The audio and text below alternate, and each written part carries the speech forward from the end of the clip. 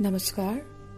डुवर्स युवा साहित्य संवाद परिवार हजुरहरू सम्पूर्णमा 28औं नेपाली भाषा मान्यता दिवसको हार्दिक शुभकामना व्यक्त गर्दछौं। आजको दिन हामी सबै नेपाली भाषीहरूको निम्ति एकदमै महत्त्वपूर्ण दिन हो।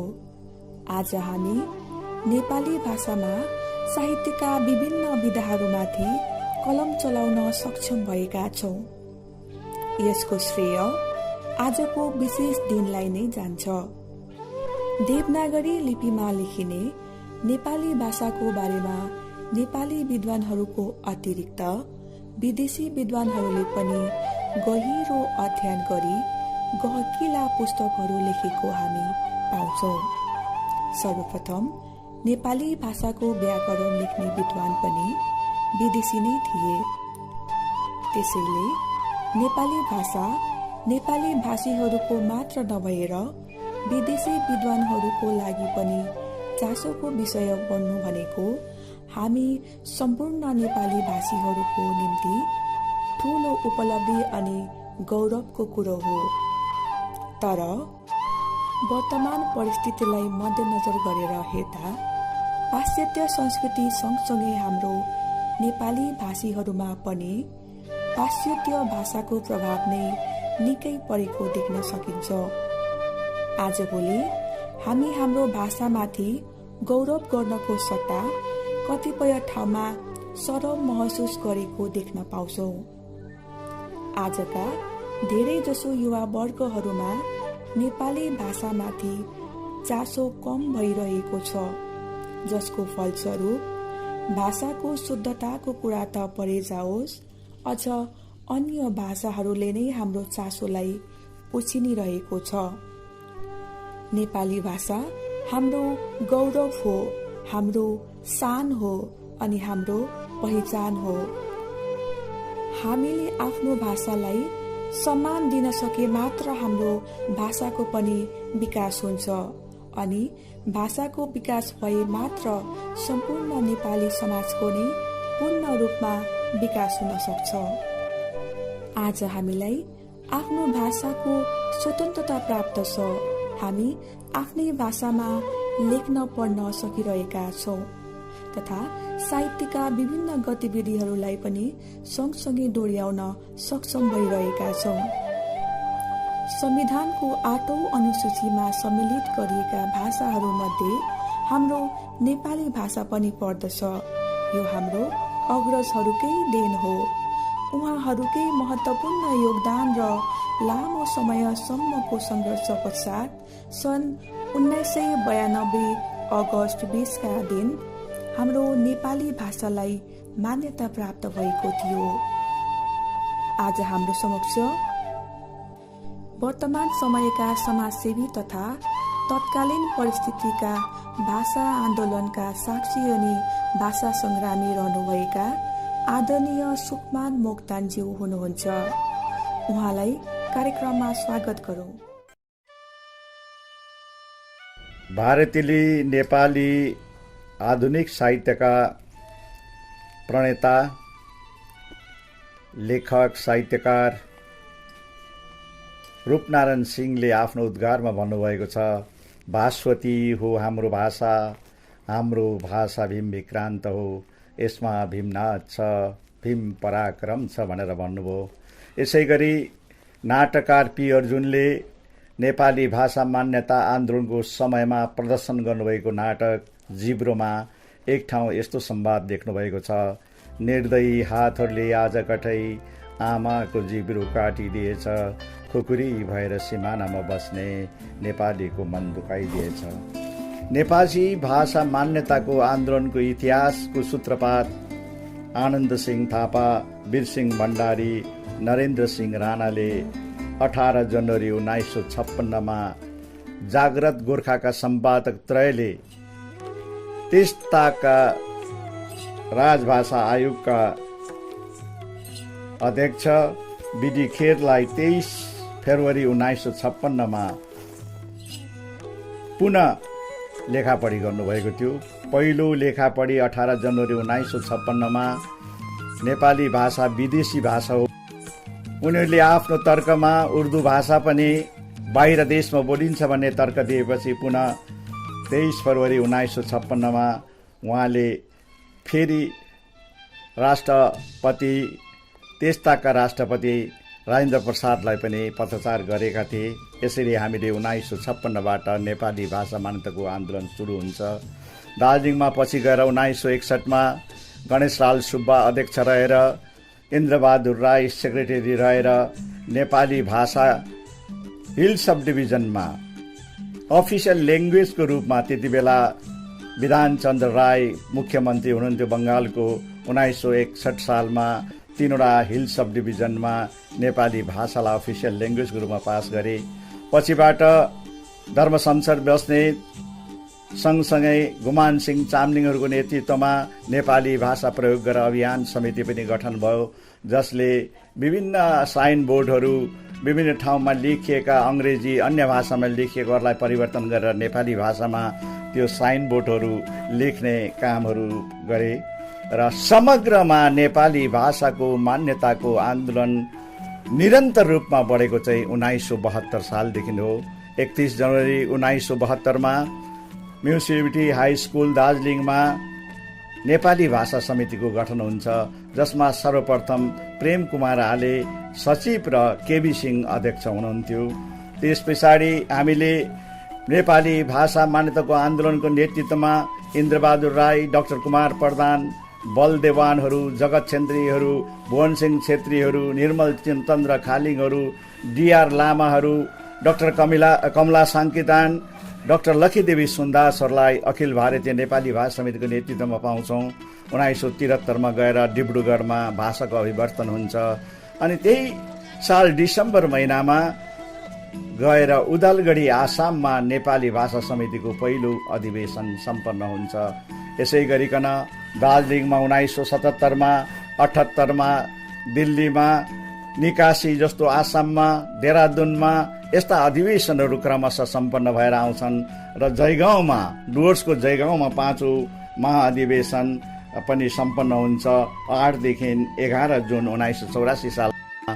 त्यस समय डुवर्सका युवाहरूले कालचिनीबाट 6 तारिक पदयात्रा पनि सम्पन्न गरे। त्यो पदयात्रा कर्नेसन ब्रिज भएर बाग्राकोटमा आएर भोजन प्राप्त गरेर उहाँहरू फेरि जयगाउँको अधिवेशनमा 9 तारिक पुग्छन् र यसरी विभिन्न प्रकारले कहिले प्रशासनलाई मेमोरेन्डम दिने काम, कहिले प्रत्येक प्रान्तको क्यापिटलमा राजधानीमा गएर 72 घण्टाको क्रमिक भोक हडताल गर्ने कामहरू पनि भएको थियो र हामीले कलकत्तामा पनि 72 घण्टाको क्रमिक भोक हडताल रिले हङ्गर स्ट्राइक सम्पन्न गरेका थियौँ। त्यस समय हाम्रा जस्टिस रामकृष्ण शर्मा आएर त्यो सभामा पनि सम्बोधन गर्नुभएको थियो। हाम्रो 1985 सालमा देहरादुन टु दिल्लीको पदयात्रा सम्पन्न हुन्छ। देहरादुनदेखि दिल्ली 12 दिन पदयात्रा गरेर आएर बोर्ड क्लबमा पहिला अन्य कमिटीका सदस्यहरूले 24 घण्टा र सेन्ट्रल कमिटीकोहरूले 72 घण्टा यो रिले हङ्गर स्ट्राइक सम्पन्न गरेका थिए। त्यो 72 घण्टाको स्ट्राइकको समयमा 36 घण्टा पुग्दाखेरि त्यो हाम्रो स्ट्राइकलाई, हाम्रो भोक हडताललाई सरकारले तोडेका थिए, किनभने त्यस समय खालिस्तानीहरूले भारतको संविधानलाई जलाउने प्रोग्राम लिएको हुँदा, त्यही ठाउँमा लिएको हुँदा हामीलाई उठाइयो र हामीलाई एक दिन तुगलक थानामा बन्दी गरियो। त्यस समय भारतवर्षका 8 जनाहरू थुनिएका थिए। त्यसमा मूल सचिव हाम्रा एमबी राई हुनुहुन्थ्यो, अध्यक्ष पीके आले हुनुहुन्थ्यो र मलाई सम्झना हुन्छ जति बेला अध्यक्ष आइबी सर हुनुहुन्थ्यो। आइबी सरको समयदेखि 78 देखि भाषा समिति खुबै सक्रिय रूपमा अगाडि बढेका थिए। उनी जम्मूतिर, हिमाचलतिर विभिन्न प्रदेशहरूमा भ्रमण गरेर भाषा समितिलाई खुबै सुदृढ र खुबै सुदक्ष बनाउने काम भएको थियो। पछिबाट गोर्खा भाषा र नेपाली भाषाको जुन विवाद चर्कियो, सुभाष घिसिङको समयमा गोर्खा भाषाको वकालत गर्दै जुन राजनैतिक चापहरू सिर्जना भयो, भाषा समिति स्वतः निष्क्रिय बन्दै गए। दार्जिलिङको जिडिएनएसमा भएको भाषा समितिमा तालचा लाग्यो र भाषा समिति देहरादुनमा सरुवा भयो। अखिल भारतीय नेपाली समितिको मूल कार्यालय देहरादुनमा सरुवा भयो र यसरी यो बन्द भएपछि 90 सालमा सिक्किमका तत्कालीन मुख्यमन्त्री नरबहादुर भण्डारीको नेतृत्वमा एउटा राष्ट्रिय स्तरमा भाषा सम्पन्न हुन्छ। त्यो सम्मेलन 11 र 12 जुनमा गान्तोकमा हुन्छ र त्यस सम्मेलनमा भारतवर्षका सबै राजनेताहरू सम्मिलित थिए। विभिन्न पोलिटिकल पार्टीका राष्ट्रिय नेतृत्वहरू पनि सम्मिलित थिए र भारतवर्षका विभिन्न प्रान्तबाट विभिन्न सङ्घ संस्थाका बुद्धिजीवीहरू, भाषा साहित्यकारहरू पनि प्रतिनिधित्व गर्दै आइपुगेका थिए। भाग्यवश त्यस दिन जुन 11 तारिक थियो, जुन 1990 सङ्ग्राम भवनमा सबभन्दा पहिला बोल्ने वक्ताको रूपमा मैले मौका पाएको थिएँ, अवसर प्राप्त गरेको थिएँ र त्यस पश्चात भारतीय नेपाली राष्ट्रिय परिषद गठन हुन्छ। अध्यक्ष हाम्रा नरबहादुर भण्डारी चुनिनुहुन्छ। उहाँले खुबै स्ट्राटेजिकल ढङ्ग, खुबै कूटनैतिक प्रकारले आफ्नो क्याबिनेटको कारवाहहरू लिएर भारतवर्षका विभिन्न राजनेताहरूलाई भेट्ने काम, मेमोरेन्डममा सबै एमपीहरूको हस्ताक्षर गर्ने काम गरेर भारत सरकारलाई पुनः खुबै प्रभावकारी ढङ्गमा चाप सिर्जना गरेका थिए। दोस्रो सभा कालचिनीमा 7 फेब्रुअरीमा 1991 हामीले भारतीय नेपाली राष्ट्रिय परिषद र डुवर्स गोर्खा सभाको संयुक्त आयोजनामा सम्पन्न गरेका थियौँ र यस डुवर्स गोर्खा सभाको अध्यक्ष म स्वयं र सचिवमा श्री इन्द्रबहादुर गुरुङ हुनुहुन्थ्यो। पछिबाट फेरि कलकत्तामा 8 फेब्रुअरी 1992 कलकत्ताको रामकृष्ण मिसन इन्स्टिट्युटमा खुबै भव्य तरिकाले त्यहाँ हामीले समारोह सम्पन्न गऱ्यौँ र अन्तमा नरबहादुर भण्डारीको सुयोग्य नेतृत्व, राज्यसभामा आरबी राईको नेतृत्व, लोकसभामा श्रीमती दिलकुमारी भण्डारीको नेतृत्वले गर्दा अनि लेखापढी गर्ने काम, जम्मै करेस्पोन्डेन्ट गर्ने काम, नेपाली भाषालाई जस्टिफाई गर्न, नेपाली भाषालाई सही प्रकारले परिचय गराउने लेख्ने कामहरूमा हाम्रा बुद्धिजीवी विद्वान डाक्टर महेन्द्र पी लामाले सपोर्ट गर्नुभएको थियो र भारतवर्षका विभिन्न सङ्घ संस्थाहरूबाट, विभिन्न प्रान्तका नेतृत्वहरूबाट सबैजना भाषा आन्दोलनमा सरिक थिए। आज म उहाँहरूलाई खुबै श्रद्धापूर्वक सम्झना गर्छु। अनि दिवंगत आत्माहरू जसले भाषाको लागि त्याग दिए, बलिदान दिए, उनीहरूलाई पनि म आज श्रद्धाञ्जली अर्पण गर्न चाहन्छु। भाषा आन्दोलनको अन्तिम क्षणमा गत लोकसभाका सांसद असमका रामकृष्ण शर्मा उहाँहरूले भाषा आन्दोलनको निम्ति सुसाइडल स्क्वाड, आत्मदाह गर्नेसम्म आफ्नो विचार पोखेका थिए र यसरी भाषा आन्दोलन सनै अगाडि बढेर खुबै कूटनैतिक प्रकारले, खुबै रणनीति राम्रो प्रकारले नरबहादुर भण्डारीले अगाडि लगेर गए। दिलकुमारी भण्डारीको पार्लियामेन्टभित्रको उहाँको भूमिका, हाम्रा आरबी राईजीको जुन भूमिका थियो त्यो खुबै प्रशंसनीय छ। दिलकुमारी भण्डारीलाई सम्बोधन गरेर कुनै लेखकले भनेका छन्, नेपाली भाषा मान्यताको आन्दोलनको इतिहास दिलकुमारी भण्डारीको आँखाको आँसुले लेखिएको छ भन्ने कुरा पनि भनियो। त्यो आँसु झारेको दिन संयोगवश त्यस समय पार्लियामेन्टमा हाम्रो पश्चिम बङ्गालकी मुख्यमन्त्री ममता ब्यानर्जी पनि हुनुहुन्थ्यो र उहाँले नै दिलकुमारी भण्डारीलाई आफ्नो सहेलीको रूपमा आफ्नो रुमालले आँखाको आँसु पुस्नु भएको थियो। यही कुरा मैले गत विमल गुरुङको आन्दोलनको समयमा नेपाली भाषाको जुन विवाद चल्यो त्यति बेला ममता ब्यानर्जीलाई सम्बोधन गर्दै, तपाईँ नेपाली भाषा मान्यताको आन्दोलनको इतिहासमा एकजना साक्षी हुनुहुन्थ्यो, एकजना सहेली हुनुहुन्थ्यो दिलकुमारी भण्डारीको, तर आज किन पहाडमा नेपाली भाषालाई छोडेर बङ्गला भाषा इम्पोज गर्नुहुँदैछ भन्ने प्रश्न मैले आफ्नो बयानद्वारा, आफ्नो प्रेस विज्ञप्तिद्वारा राखेको थिएँ। तर भाग्यवश पछिबाट मिरिकमा गएर त्यसलाई हाम्रो मुख्यमन्त्रीले वापिस लिनुभयो र 90 भारतीय नेपाली राष्ट्रिय परिषद गठन भयो। 92 20 अगस्तको दिन खुबै हामीले भारतवर्षका जम्मै सङ्घ संस्थाले, जम्मै बुद्धिजीवीहरू, साहित्यकारहरूले, भाषा आन्दोलनकारीहरूले यसलाई हर्षोल्लासका साथमा मनाए। अब आज 28 वर्ष बित्दैछ नेपाली भाषा मान्यताको आन्दोलन लक्ष्यमा पुगेर भाषा मान्यता प्राप्त गरेको दिन र आज धेरैजनाको प्रश्न छ, धेरैजनाको हुटहुटी छ, एउटा औडा छ, अहिलेसम्म किन हामी व्यावहारिकतामा उत्रिन सकेका छैनौँ भन्ने कुरा। यी कुराहरू विस्तार भाषा संस्थान मैसूरमा गएर देखिन्छ। यो कुराहरू एचआरडी मिनिस्ट्रीमा, यो कुराहरू हाम्रो बुक ट्रस्ट अफ इन्डियामा, यो कुराहरू साहित्य अकादमीमा गएर यो हाम्रो लक्ष्य पूरा गर्ने सहुलियतहरू के पाउने कुराहरू आउँछ।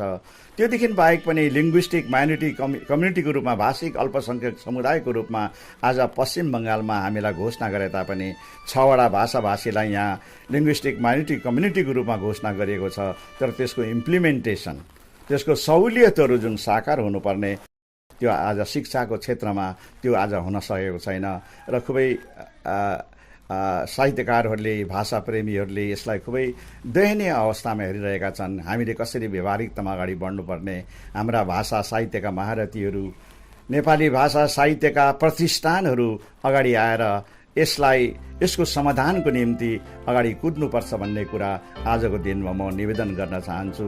भारतीय गोर्खा परिसङ्घको अध्यक्ष हैसियतमा हामी पनि सबैलाई समन्वयन गरेर यसलाई अगाडि बढाउने बाटोमा मार्ग प्रशस्त गराउने र कुन कुन ठाउँमा हामी जानुपर्ने र यो प्रयोग हुन सक्छ। त्यो बाहेक हामी सत्तामा रहेको सिक्किम सरकार छ, हामी सत्तामा रहेको जिटिए एउटा प्रशासन व्यवस्था छ, त्यहाँ दैनन्दिनको भाषाहरूमा अफिसियल ल्याङ्ग्वेजहरूमा सँगसँगै त्यहाँ देखिने पुलिसको डायरीहरू, विभिन्न दरखास्तहरू, निवेदनहरू जम्मै लेख्ने काम पनि हामीले व्यवहारमा, प्र्याक्टिसमा, डेलीको प्र्याक्टिसमा हाम्रो नेपाली भाषालाई प्रयोग गर्न सक्यौँ भने हामी गर्न सक्छौँ। र प्रत्येक आमाले पनि, घरको गृहिणी आमाले पनि आफ्नो छोराछोरीहरूलाई घरभित्र नेपाली भाषाको प्रयोग गर्ने, हाम्रा शिक्षक शिक्षिकाहरूले पनि स्कुलमा नेपाली भाषाको प्रयोगको निम्ति, नेपाली भाषाको व्यवहारको निम्ति उहाँहरूले चेष्टा गर्नुभएको खण्डमा निश्चय पनि यो अगाडि बढेर जान्छ। नभए जसरी विभिन्न भाषाभाषीहरू, विभिन्न भाषाहरू जुन प्रकारले लोप हुँदै जाँदैछ, हामीलाई पनि डर छ।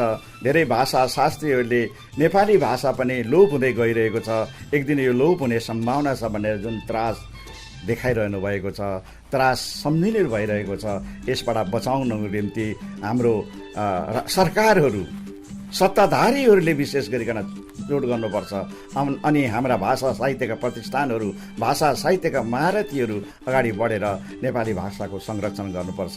यसै त नेपाली भाषा बोल्ने एउटा देश पनि छ, यो देशले पनि अझ अगाडि बढेर नेपाली भाषाको संरक्षण र सम्वर्धन गर्नको लागि अगाडि बढेको खण्डमा सिक्किमले, जिटिएले र सँगसँगै हाम्रा समाजले पनि यसको संरक्षण गर्न सक्यो भने, यसको सम्वर्धन गर्न सक्यो भने मात्र नेपाली भाषाको भविष्य उज्जवल छ जस्तो मलाई लाग्छ।